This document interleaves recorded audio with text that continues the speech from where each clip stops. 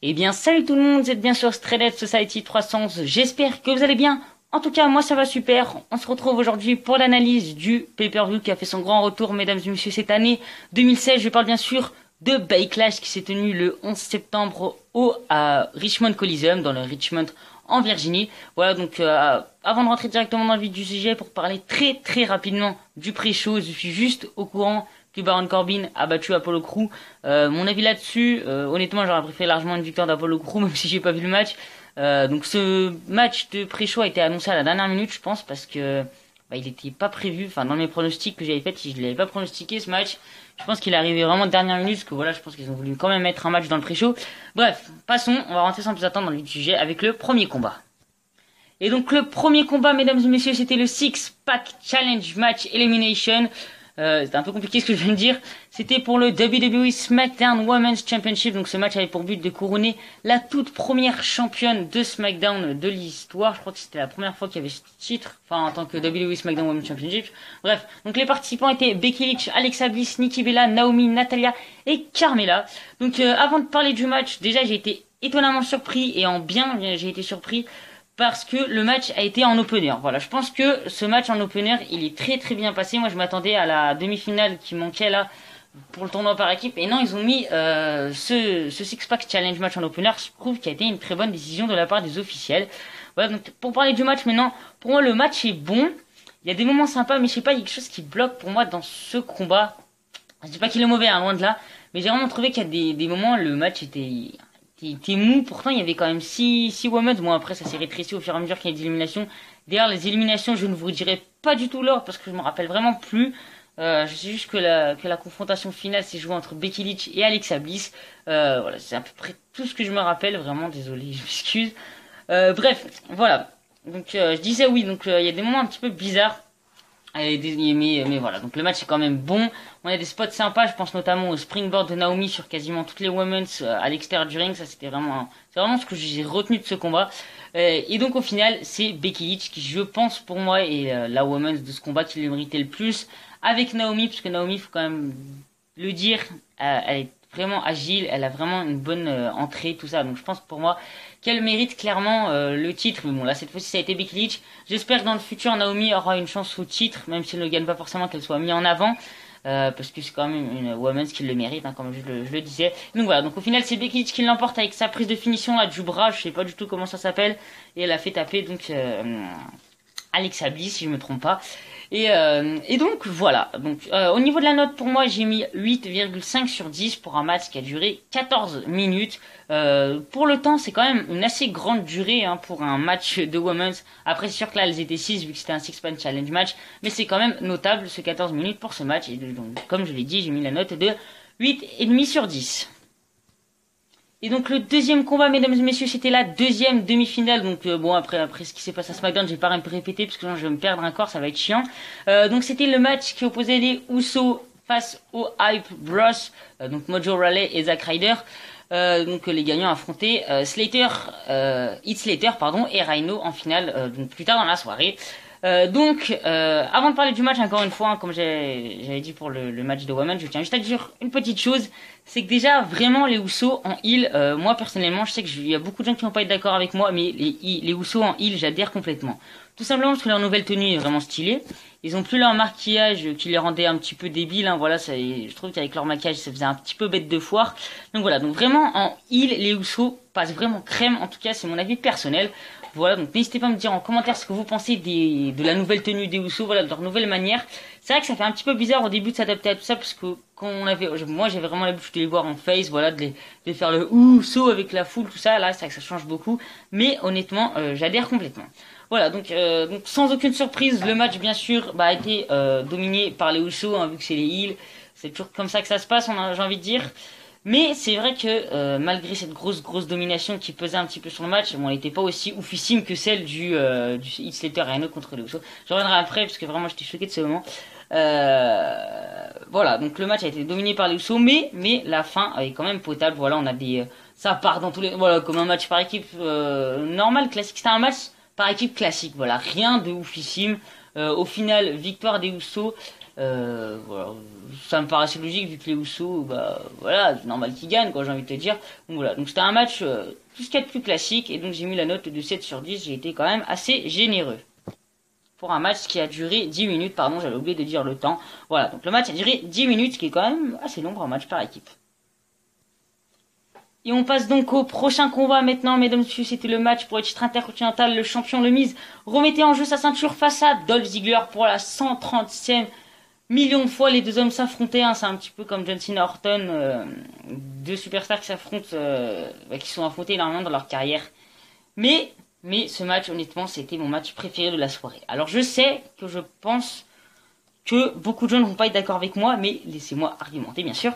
Donc déjà, pour parler du match, je vais expliquer pourquoi ce match, je l'ai kiffé, au fur et à mesure que je vais parler du match. Donc déjà, le match a vraiment été dominé par le Miz, hein, avec ses attaques à la jambe de Dolph Ziggler. Je vais pas dire que ça a été chiant, parce qu'après j'ai d'autres trucs à dire, voilà.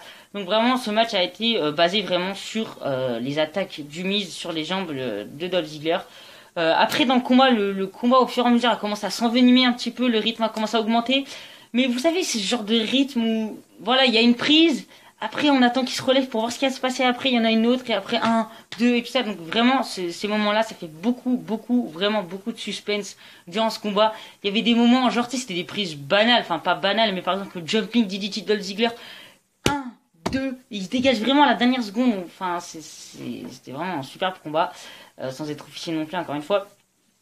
Voilà, comme j'ai dit, beaucoup de moments de suspense, en tout cas pour moi, durant ce combat.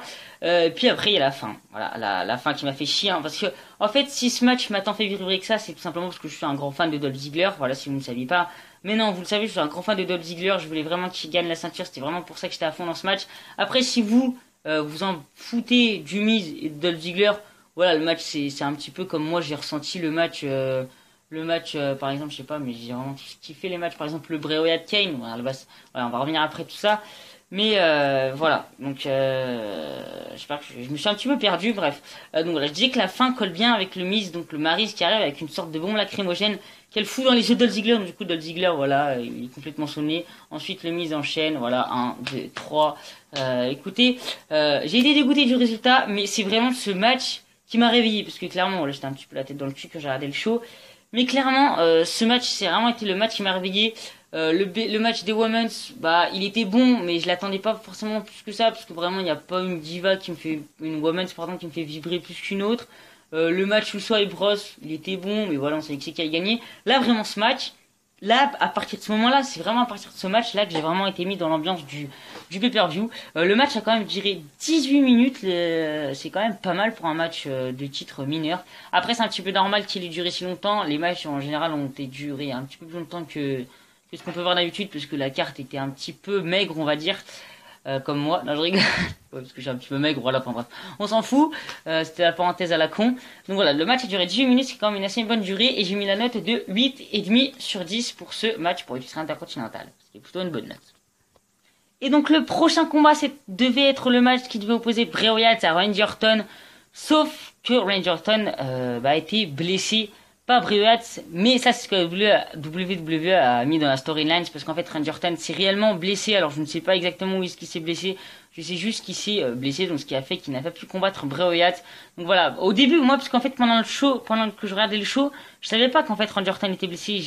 J'avais pas regardé les sites de news, genre My Wrestling News, d'ailleurs sur Facebook, n'hésitez pas à aller voir. Catch News aussi, n'hésitez pas à aller voir ces deux, une page et ce site qui sont très bons. C'est pas un placement de produit, bien sûr, quand on a 36 abonnés, on fait pas de placement de produit, vous en doutez bien.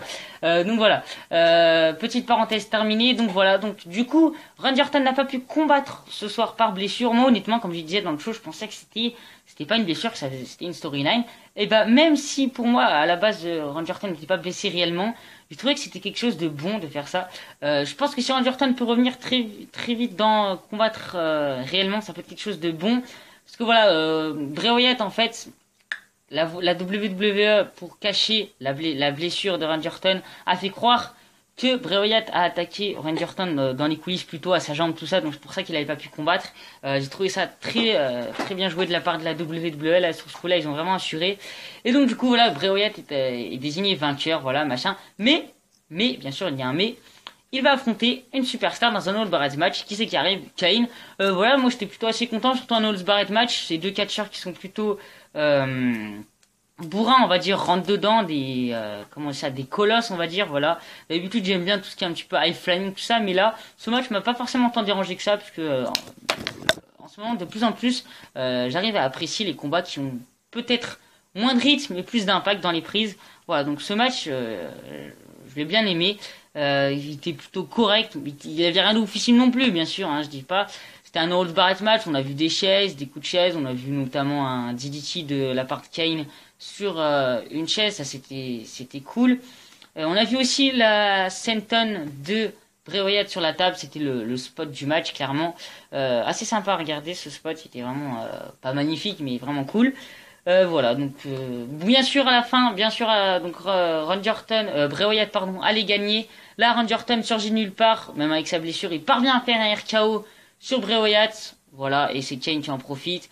C'est bien parce que d'un côté, ça poursuit la rivalité entre les deux. Vraiment, parce qu'en fait, ce qu'elle est génial. Je vais essayer de m'expliquer. Personne n'est perdant dans cette histoire. Bray Wyatt remporte le combat par forfait puisqu'il a attaqué Randy Orton plutôt dans les coulisses. Bien sûr, c'était une storyline puisque Randy Orton s'est blessé. De plus, on voit Kane en pay-per-view, ça fait plaisir parce que Kane c'est une superstar que, bon, c'est pas une superstar préférée, une superstar que j'apprécie. Donc on voit Kane. En plus, il gagne, mais ça ne décrédibilise pas Bray Wyatt tout simplement parce qu'il perd grâce à l'intervention de Randy Orton. Donc ce qui a fait que vraiment c'était tout bien monté pour qu'en fait personne soit décrédibilisé dans cette histoire. Voilà, donc le match entre Kane et Bray Wyatt a duré 10 minutes. Comme j'ai dit, c'était un match correct. J'ai mis la note de 6,5 sur 10. Et donc on en vient à l'avant-dernier match de ce pay-per-view. Et c'était la finale du tournoi donc pour désigner les tout premiers champions par équipe de SmackDown de la nouvelle ère.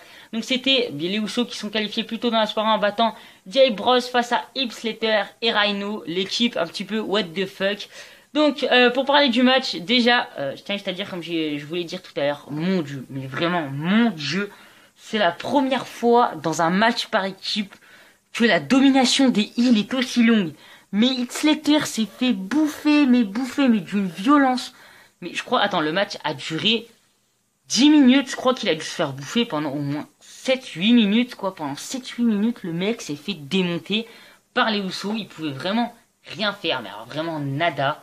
Que dalle, voilà, donc c'était un truc de malade, c'était chiant en fait, clairement je vais le dire, c'était chiant, c'était un petit peu, comme le dit Jordan, de la chaîne WWE Nation Super, c'était un hot tag match, c'était chiant, clairement, voilà, mais après, ce qui rattrape, c'est toujours dans les matchs par équipe, hein, ce qui rattrape c'est la fin est cool, voilà, il y a Heath Slater qui revient, avec des neckbreakers dans tous les sens, tiens sur Rhino, sur Rhino, son collègue chiffon, sur Jay, sur Jimmy, voilà, il envoie des neckbreakers dans tous les sens, après il se refait mettre KO, voilà, et là, Rhino il décide de prendre les choses en main, boum, un gros gore sur un des frères Usos, j'arrive toujours pas à les reconnaître, en plus ils ont plus leur truc facial, donc c'est encore plus difficile de les reconnaître, donc voilà, donc bim, Jay Slater, allez vas-y, va faire tomber, Heath Slater fait tomber, 1, 2, 3 victoires de Slater et Rhino. Je vous jure, en fait, cette équipe, je sais pas, mais elle me fait ressentir des choses, je sais pas, je la kiffe vraiment. En fait, in-ring, vraiment gimmick, je l'aime pas tant que ça, en fait, mais je sais pas, voilà, je sais pas, cette équipe, elle m'attire. J'aime bien cette équipe, Heath Slater et Rhino, je pourrais pas vous dire pourquoi, en fait, parce qu'au niveau in-ring et au niveau gimmick, c'est pas vraiment ce que je kiffe d'habitude, mais vraiment, cette équipe, voilà, je l'aime bien, voilà, j'espère qu'ils vont voir un long reign, parce qu'elle me fait bien kiffer. Et puis voilà. Donc la fin était quand même assez what the fuck, j'ai envie de dire. Donc voilà, bravo à Monsieur Slater et bien bravo à Monsieur Rhino. Honnêtement, à la base, je pensais qu'il y allait une victoire des Usos. Mais non, finalement, c'est Slater et Rhino qui ont gagné. Voilà. Enfin bref, on se retrouve tout de suite pour mon analyse du main event. Et donc le main event, mesdames et messieurs, excusez-moi si je vous ai violé les oreilles. C'est pas ma faute. Non, je déconne, c'est la mienne. Enfin bref. AJ Styles, le challenger, affrontait le champion, Dean Ambrose, oui, on peut appeler ça un champion, je sais pas, pour le WWE World Champion dans un match simple. Je vais donner directement la durée du match, il a duré 25 minutes. Honnêtement, je pensais pas qu'il allait être aussi long, mais bon, écoutez, tant mieux, j'ai envie de dire, plus c'est long, mieux c'est. Qu'est-ce que je peux dire du match? Déjà, yes. AJ Styles, remporte son tout premier titre match sur la WWE. Putain, vous pouvez pas savoir comme j'étais content. Oh mon dieu, enfin ce Pokémon, comme dirait Mister, dédicace à toi si tu regardes cette vidéo, ce Pokémon Dean Ambrose a enfin perdu sa ceinture. Mon Dieu, ça fait plaisir. Alors le match n'était pas extraordinaire, je vais en venir tout de suite, mais mon Dieu, ça fait plaisir. Quand j'ai vu... Oh, ah là là, je suis trop content. Vraiment, les gens, je suis trop content. Dean Ambrose, voilà, rentre chez toi. Va pleurer, j'espère qu'il n'y aura même pas de rematch. Voilà. AJ Styles, nouveau champion, ça fait trop plaisir. Mon analyse durant, du coup, du match. Le match dans sa globalité est bon, mais le gros défaut de ce combat, c'est vraiment le rythme que j'ai vraiment trouvé archi bizarre. Le match était vraiment mou. Alors des moments il était mou, des fois ça repartait. Enfin, je sais pas, il était vraiment assez spécial ce match quand même. Mais bon, voilà, le tour, enfin la fin attrape tout quoi, la victoire de AJ Styles quoi. Ce match j'ai autant vibré que pendant le match le Miz Dolph Ziggler. J'ai préféré le Miz Dolph Ziggler parce que c'est vraiment le match voilà qui a fait le déclic quoi, qui m'a réveillé clairement. Mais vraiment ce main event, oh mon dieu la fin, c'est la fin, c'est la fin que je retiens moi. Parce que le match dans sa globalité, voilà, comme j'ai dit, il est pas top. On a eu 2-3 enchaînements sympas. Attends, je pense à un. Oui, AJ Styles envoie un pale kick dans la gueule de Dean Ambrose et Dean Ambrose fait son boomerang. Ça, j'ai vraiment trouvé sympa comme spot. Spot enchaînement plutôt. Donc voilà, donc je vais me répéter. AJ Styles vainqueur. Ça fait trop plaisir. Enfin, on se tape plus Dean Ambrose champion. Et j'espère que Dean Ambrose, oui, non, j'allais dire que Dean Ambrose j'espère que Dean Ambrose va avoir un super règne. J'espère que AJ Styles va avoir un super règne pour parler rapidement de la fin. Je sais que ça va faire rager les fans de Dean Ambrose, mais j'en ai rien à foutre. De toute façon, les coups bas, c'est Dean Ambrose qui a commencé, hein. Je vous rappelle qu'à SmackDown, voilà, il a fait quelque chose pas très clean, hein, sur AJ Styles, hein. Il l'a poussé, il l'a humilié. Alors, excusez-moi, AJ Styles l'a bien fait. En gros, AJ Styles, je crois que c'était AJ Styles, ouais, qui portait Dean Ambrose sur ses épaules. Ou alors c'était l'inverse. Et là, bon, bien sûr, l'arbitre a été sonné d'un coup de pied ou je ne sais plus trop quoi. Là, AJ Styles, boum, il en profite, coup de pied dans les parties intimes. Styles clash. 1, 2, 3, ding. Et là, j'ai hurlé de joie, les gens. Ma ceinture, elle était accrochée au mur. Je l'ai décrochée, je l'ai pris, j'étais ouais et tout. C'était un truc de barre, j'ai vraiment surkiffé. Voilà. Après les matchs de globalité, comme j'ai dit, je me répète, je tourne en rond. Mais voilà, I love ce match, I love AJ Styles, voilà. Donc voilà, donc on va conclure là-dessus, mesdames et messieurs, pour ce pay-per-view. Donc, je n'ai pas parlé de ça en début de vidéo, mais c'est vrai que j'avais quand même pas mal d'attentes pour ce pay-per-view. Et ben, je n'ai pas été trop déçu. Voilà, clairement, c'était un bon petit pay-per-view, bien potable. La note générale est de 7,4, c'est vrai qu'elle reflète pas tant que ça, que le show était bon. Mais quand même, 7,4, c'est quand même une bonne moyenne, voilà. Donc en tout cas, vous n'hésitez pas à me donner votre avis sur ce pay-per-view Backlash. Si vous êtes un grand fan de Dean Ambrose, excusez-moi si je l'ai un petit peu clashé sur la fin, mais écoutez, voilà, on est fan, on est là, on n'est pas là pour s'engueuler, on partage la même passion, donc voilà. N'hésitez pas à donner votre avis sur ce Backlash. Les gens, on se retrouve très vite pour de prochaines vidéos, de nouvelles aventures. À la prochaine, peace.